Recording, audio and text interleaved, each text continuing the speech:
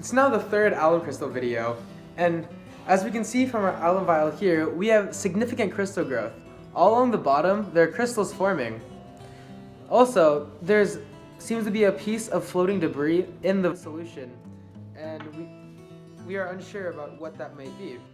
The conditions that have changed since these previous two videos are that the alum crystals are now under the sun, and the weather has been a lot warmer recently than in the past in our other two videos. This increased heat allowed the solution to evaporate more, leaving behind more crystals in the vial. One method that we could have used to create one giant crystal of alum rather than many crystals on the bottom of our vial would be to add an impurity into the saturated solution of alum. This would allow all the alum crystals to settle onto one spot rather than what we currently have, where all the alum crystals decided to settle on the glass vial. This would allow for one large alum crystal to grow. One of the defining characteristics of a crystal is its periodicity. This is how often the crystal pattern repeats on the atomic scale.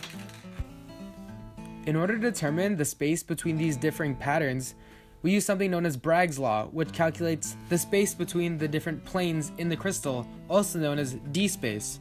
To calculate the d-space, we take these three planes of the crystal structure as seen below. X-rays are then fired at the crystals, and then they are diffracted at different levels of the crystal. We call this angle where they enter and diffract theta.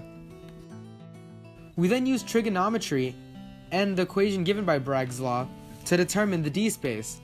The equation given by Bragg's law is 2d times sine theta equals the number of planes times the wavelength. Here in our math, we write the equation in terms to solve for d. And with the graph given to us, we can tell that the intensity at the highest peak is at 10.25 degrees. There are three planes, and that the wavelength is 0.15418 nanometers. We then plug these numbers into the equation, and we solve for the d-space, which turns out to be 1.299 nanometers.